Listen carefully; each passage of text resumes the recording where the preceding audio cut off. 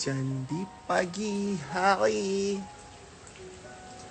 subuh-subuh. Ya Allah, tak bolehlah nak tawaf hari ni. Kalau tak boleh tawaf, rezeki hampa lah dapat tazkirah. Satnat. Benda-benda macam ni pun salah satu nikmat. Mata dapat tengok benda-benda yang menyenangkan. Telinga dapat dengar ayat hujan duk turun cerut-cerut ceret-ceret. Kalau dapat hujan yang prau tu lagi best. Kan? Alhamdulillah kita dipanjangkan umur hari ni. Aku dah simpan lama ni tu yang tanda dengan tali hijau ni. Oi, colour cherry juga tali-tali ni nak. Baik, bertemankan hujan dan angin sejuk yang masuk melalui pintu besiku yang cantik lagi tidak terkata apa ni. Dan juga Syekh ni duk baca, duk mengaji kat TV, YouTube. Dan juga Al-Quran serta Mushaf. Mushaf edisi khas Datuk Rizal Amazing Al-Quran Al-Karim, resam Usmani bahasa Melayu. Yang ramai orang duk tanya, Datuk nak tengok cover tu, dia aku tayang dah tapi tak ada lah. Okay, buat masa ni tak ada Quran ni macam ni. Yang edisi ni tak ada jual. Dan Alhamdulillah kita dipanjangkan umur hari ni. Aku dah simpan lama ni tu yang tanda dengan tali hijau ni. Oi, colour cherry juga tali-tali ni nak. Duk tanda lama dah. Tapi tak ada banyak masa. Bukan tak ada kesempatan sebab hadis Qudsi ni panjang. Sagi ku ampal. Aku baca laju lagi apa tak faham. Sajalah kita nak buat sedih hanya. Ui, sejuknya angin duk tiup masuk ni. Masya Allah, seronoknya. Dengar hujan, dengar orang mengaji. Aku pun nak baca ke hampa di Qudsi. Nikmat mana lagi yang hampa nak dustakan? Tu dia lah. Alhamdulillah. Sebab tu aku syukur sangat-sangat sampai hari ni.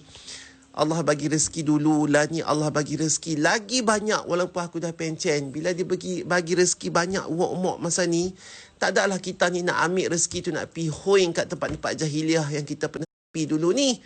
Jadi kita teringat macam kalau ada rezeki lah ni, memang nak buat untuk kebaikan. InsyaAllah. Alhamdulillah. Jom baca. Baik, bismillahirrahmanirrahim. Dalam segmen hadis Qudsi hari ini daripada Anas radhiyallahu anhu, dia berkata, pada hari kiamat manusia saling bergelombang satu dengan yang lainnya. Bergelombang tu maksudnya penuh, ramai, bersesak-sesak dengan peluh kita, dengan matahari atas kepala kita. Aku rasa aku dah pernah habaq dah pasal pasal benda ni, tapi tak tahulah. Tak apa, kita ulang lagi sekali sebab yang ni sedap dia cara dia susun dia hadis ini. Bergelombang, makna kata kita akan bertolak-tolak, berasak-asak. Ada yang berdiri, ada yang rapat, ada yang macam-macam lah. Ada yang muka lagu ni, ada yang kaki ke atas, ada yang hitam legam, ada yang bercahaya disebabkan air wuduk. Macam-macam di padang mahsyar nanti. Okey, pada hari kiamat. Bergelombang, itu padang mahsyar. Kalau hari kiamat lain pula cerita dia. Jadi pada hari mahsyar nanti bila kita telah dibangunkan kembali setelah kita, ada orang tu tidur lah waktu dia mati, ada orang tu kena siksa waktu dia mati, ada orang tu dia bermain-main di taman syurga. Macam-macam lah ikut amalan kita di atas dunia ni. Okey, bila kita mangkit di padang mahsyar, dihimpunkan di satu kawasan yang sangat lapang. Bila Allah lipat bumi, lipat langit, apa semua, buat satu tempat baru yang bernama mahsyar ini. Dan kita pun dibangunkan kembali. Dan kita menunggu sebanyak puluhan ribu tahun hanya untuk dibicarakan. Bukan buat apa saja, cik. Tunggu saja. Mangkit daripada mati, berjalan beramai-ramai di padang mahsyar. Tunggu saja 50,000 tahun. Kalau tak silap aku, wallahualam. 50,000 tahun akhirat, bukan 50,000 tahun dunia. Kalilah pula satu hari dunia dengan satu akhirat, dah berapa ribu tahun. Kali.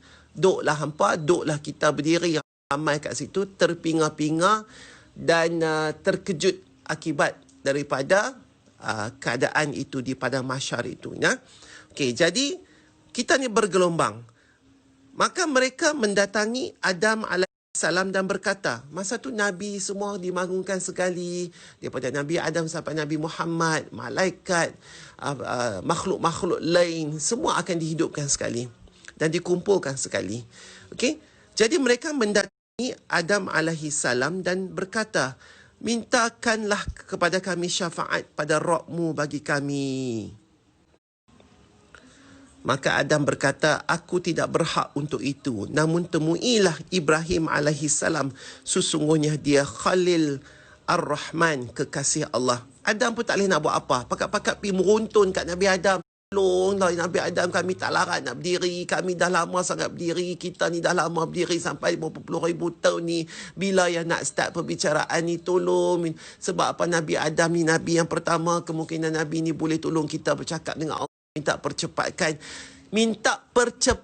Kita tahu dah, kalau kita dah minta percepatkan, siksa diri itu pun kita tak mau, tapi kita nak cepatkan untuk perbicaraan, dan kita tahu kemungkinan masa tu kita akan masuk neraka pun kita nak cepatkan siksaan neraka ke atas kita, sebab kita tak sanggup nak berdiri lama. Padahal kita tahu kita akan mendapat siksa yang lebih hebat daripada itu lepas ni, tapi sebab diri itu tak sanggup, berdiri itu tak sanggup, maka kita sanggup mempercepatkan keadaan yang menyiksakan itu untuk lebih kepada keadaan yang akan lebih menyiksakan. Tu dialah faham tak? Hampa tu ingat, jangan pejam mata habis cerita pejam mata dengan biji-biji mata hampa sekali terkeluar lagi. Okey, baik. Lepas tu mereka pun mendatangi Ibrahim alaihissalam. Dia pun berkata, aku tidak berhak untuk itu. Namun temuilah Musa alaihissalam. Sesungguhnya dia kalimullah yang berbicara langsung dengan Allah. Nabi Ibrahim pun tak sanggup, tak ada kehebatan untuk bercakap dengan Allah. Maka Nabi Ibrahim suruh kita pi dekat Nabi Musa, sebab Nabi Musa ni pernah berkata-kata dengan Allah direct. Dalam banyak Nabi, Nabi Musa yang berkata-kata direct dengan Allah. Hampa kalau pening tengok aku kamera duk goyang-goyang ni, letak tepi je, dengar suara tak apa. Okey? Baik, lepas tu kita pun pi lah gudung pi dekat Nabi Musa. Mereka pun mendatangi Musa alaihissalam. Dia juga berkata, aku tak berhak untuk itu manusia. Akan tetapi temuilah Isa alaihissalam. Sesungguhnya dia roh Allah yang langsung ditiupkan ke rahim Maryam. Tu dia. Musa yang bercakap dengan Allah direct pun tak boleh nak buat apa-apa nak tolong kita. Musa kata, hampa pilah dekat Isa. Pasal apa? Isa ni adalah ruh Allah yang ditiupkan ke dalam rahim Maryam. Special. Okey? Maka kita pun lepaslah Musa, pi pula berjalan bergelombang ke Nabi Isa. Dan kalimatnya, lalu mereka mendatangi Nabi Isa. Lalu kita pun pilah menghadap Nabi Isa alaihissalam. Dia pun berkata, aku tidak berhak untuk itu, tapi temuilah Muhammad sallallahu alaihi wasallam. Lalu mereka pun datangiku. Ini Nabi ceritalah, sebab ni hadis qudsi. Dan aku berkata, akulah yang berhak untuk itu, memberikan syafaat kepada kamu. Kemudian aku meminta izin kepada Rabbku dan aku diizinkan. Dia mengilhamkanku dengan makna-makna pujian. Makna kata kita dah pergi kat Isa, Isa kata tak boleh. Nabi Muhammad yang boleh. Kita pergi dekat Nabi Muhammad, Nabi kita. Okey, Nabi kata, ya, akulah yang berhak memberikan syafaat. Dan Allah telah mengilhamkan kepadaku makna-makna pujian yang belum pernah aku tahu sebelumnya. Jadi tuan-tuan dan puan-puan sekalian, kita tak syukurkah?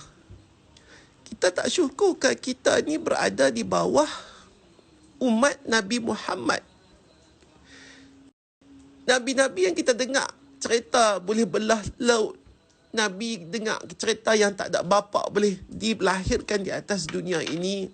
Kita dengar Nabi Ibrahim yang anak dia, Nabi Ismail dibakar oleh api yang tidak merasa panas dia. Kita dengar kisah Nabi Adam yang diturunkan daripada syurga. Tapi kita bukan umat Nabi-Nabi tersebut. Kita umat Nabi Muhammad yang Allah izinkan syafaat ke atasnya. Nabi lain tak boleh bagi syafaat. Bila kita tahu Nabi Muhammad ini boleh bagi syafaat kat kita di hari mahsyar, di hari akhirat, susah sangat kan lidah kita nak selawat atas Nabi. Susah sangat ke? Tak payahlah kita nak pergi pun duit pergi umrah, nak pergi doa dekat makam ke apa ke dekat Madinah. Yang tu lain cerita kalau kita mampu. Tapi takkan lidah dengan bibir kita tak boleh, tak mampu nak selawat ke atas Nabi yang confirm dia ni akan bagi syafaat kat kita. Tak bolehkah kita nak terima kasih secara advance kepada Nabi Muhammad SAW daripada sekarang ni? Kalau kita tak ucap, macam mana Nabi nak kenal kita besok nanti? Jadi tuan-tuan dan puan-puan, Allah mengilhamkanku dengan makna-makna pujian yakni yang belum pernah aku tahu sebelumnya. Di situ di keadaan mahsyar tu nanti Allah akan ilhamkan Muhammad satu makna-makna pujian, rangkaian makna-makna pujian yang belum pernah didengari oleh Nabi Muhammad ketika di atas dunia ini. Dan Nabi Muhammad pun akan tersungkur sujud terus kepada Allah. Ya Allah, apa benda ya Allah akan ajar dekat Nabi Muhammad tu nanti sehingga Nabi Muhammad tersungkur sujud. Bukan sujud, tersungkur sujud. Rebah. Akibat daripada kata-kata puja yang akan diajarkan oleh Allah kepada Nabi nanti di padang mahsyar. Kemudian Allah kata, hai Muhammad, angkatlah kepalamu, katakanlah perkataanmu akan didengar. Mintalah maka kamu akan diberi. Mintalah syafaat maka kamu akan diberi syafaat. Mata aku dah kembang tak boleh baca. Maka ia berkata, wahai Rabbku, umatku, ummati. Kalau Nabi boleh ingat umat dia di pada mahsyar untuk memberi syafaat kepada kita, kenapa kita tak boleh nak selawat dekat Nabi?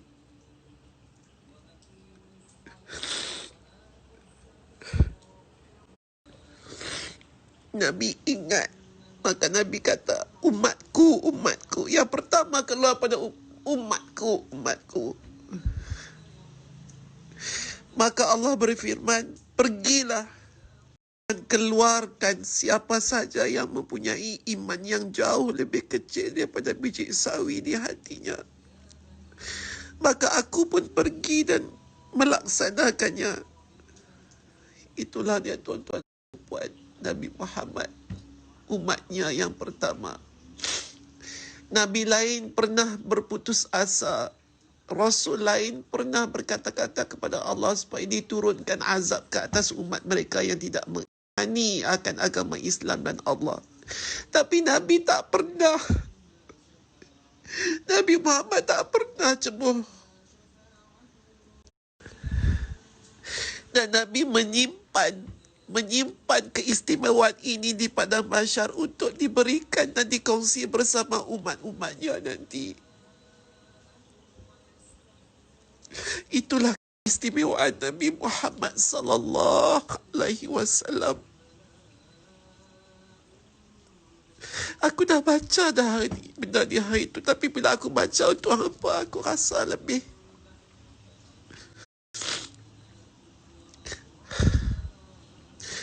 hadis riwayat, kena sebutlah ni hadis riwayat Imam Al-Bukhari. Assalamualaikum warahmatullahi wabarakatuh. Wallahu a'lam.